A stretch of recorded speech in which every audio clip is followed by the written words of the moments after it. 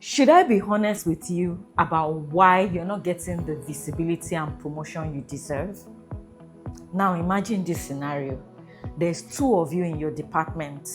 You have the same manager, the same job title, the same job description, same everything, but every single time you have entirely different outcomes. This your colleague. Maybe you feel like the manager just likes them, but they get consistently chosen. They get on all the high visibility projects. Their promotion every year is almost a constant key. But you, on the other hand, you are stuck and frustrated.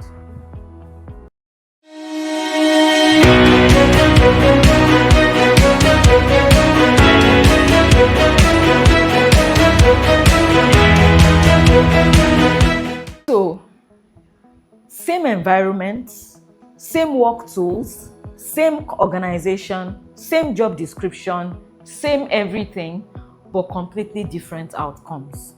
Do you know what is responsible for this difference? It's something called high agency.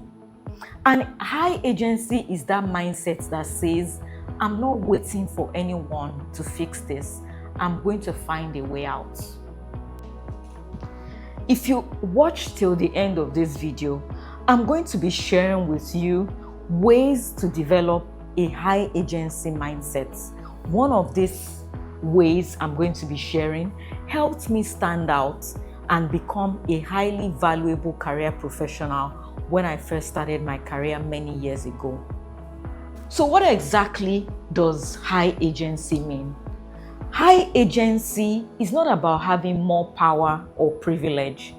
It's about having a mindset that refuses to stay helpless. Low agency people, they will always wait for the perfect situation, the perfect condition, the perfect scenario before making a move. But high agency people, they create them. You will often hear high agency people say things like, there's got to be a different way. How can we make this better? What must we do to achieve this outcome?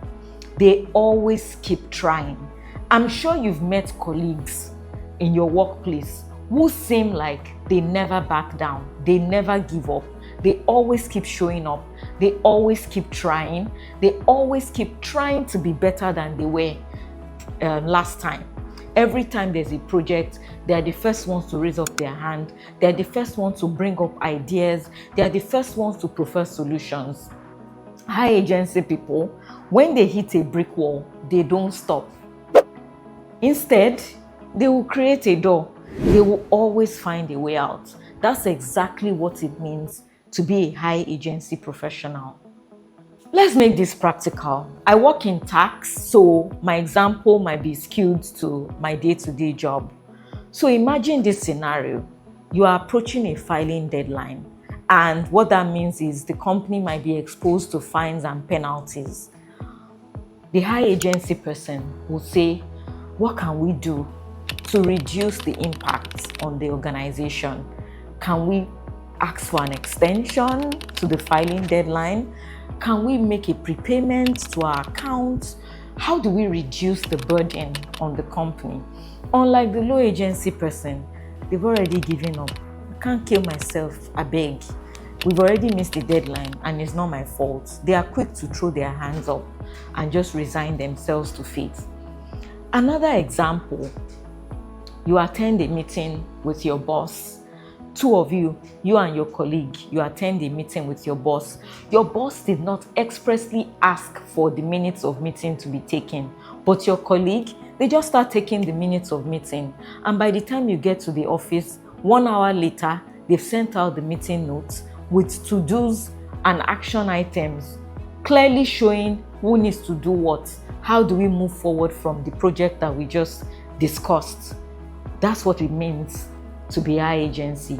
High agency people, they always look for leverage, something they can control. They don't just throw their hands up, resign themselves to fate, or give up. They always find something, something they can hold on to, something they can control, and they use that as a leverage to move to the next level.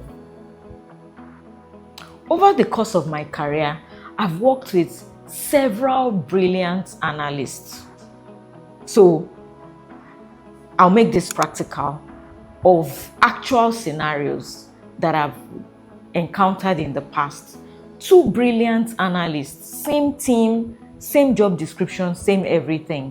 One would always highlight red flags, always bring red flags to my attention before they become something big.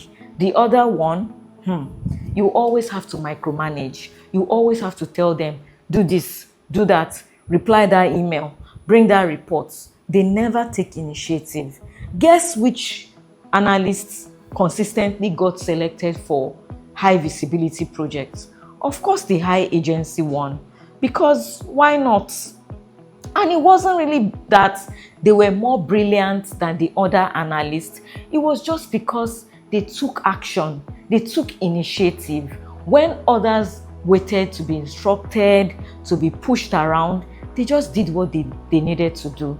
And that got them the attention, it got them the visibility, it got them the promotion. So someone might ask me, how does this connect to my career growth? And, what does this mean for me in my career? I'll tell you. Managers notice momentum. And if you look around in your team, the people that get called into the high visibility projects, the people who get the recognition, are the people who take ownership, right? And the interesting thing is, you don't even have to be the smartest in the room. You just need to be the one who moves when everybody hesitates. High agency people, they are resourceful, and resourceful people are often indispensable. So that's what it means to be a high agency professional. I'm sure someone has been asking, so how do I build this high agency mindset? I'll tell you. Number one, stop waiting for permission. You don't need a title to lead. All you need is initiative.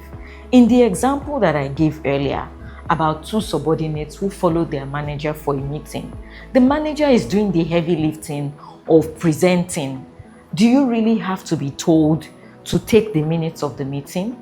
I mean, it should go without saying that your manager would be interested in the minutes of the meeting, and thus you should take the minutes. Number two, high agency professionals reframe every problem as a question.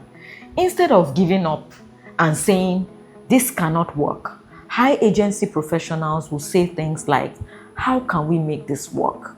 What else are we missing here? Is there something else we can think about?